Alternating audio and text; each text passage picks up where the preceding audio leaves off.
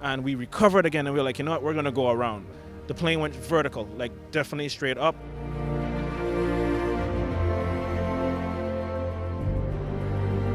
Well, one day, right after the week after Maria, Hurricane Maria, that hurricane that went to Puerto Rico, we were flying from St. Thomas to Puerto Rico to get parts supplies for my aircraft and another aircraft for a friend. And we were in a Cessna 182, and we were flying to Isla Grande Airport on that day. And we were number two behind two Black Hawk helicopters. And we were in pattern. We did S turns to give spacing and everything, but that day it was just a bad day, I guess. And we came in and we were cleared to land. We double checked our clearance. It was clear we were cleared to land. And when we were coming in to land, over the threshold, the plane just dropped. I mean, like, it just dropped. Like, it felt like somebody took their foot on top of the plane and pushed it down. We recovered, and then at this next time, about 300 feet more down the runway, it went sharply to the left, where the fact that is that the left wing, if you look across to the left wing, it was only like a foot off the ground. And we recovered again, and we were like, you know what, we're gonna go around. And as we turned right to go around, because the gust hit from the right, the plane went vertical, like definitely straight up, and then just flipped and crashed. And that day, we didn't expect it. I mean, nobody expected it. It was, come to find out later, it was helicopter wake turbulence, because they were, it was still around. We didn't really realize that. Unfortunately, I was in the co-pilot seat that day. My friend was flying. Unfortunately, he passed from the incident.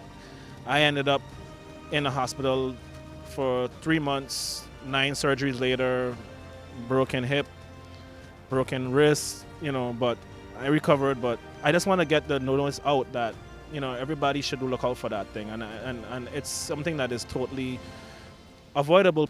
And we weren't even 50 feet off the ground.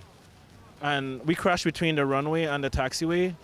And if we had crashed on the taxiway, I wouldn't be here talking to you.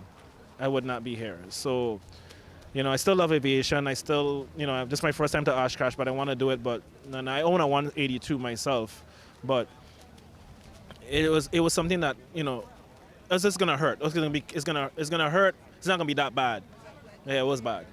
I mean, it didn't really feel like, I didn't feel pain right away because I guess I was in shock. But when they moved me, it was like, okay, well, this hurts a little bit. Then my guy told me that my hand was bent backwards completely because it was broken wrist. And he's like, I want my phone. They're like, relax. I want my phone. And all my chin was ripped open and stuff like that. So they were like, relax, guy. Another time I'm just like talking to them, like, okay, we're fine. My friend is fine. Is he okay? Because I could hear him breathing, but he was not conscious because he hit the panel. I was further back.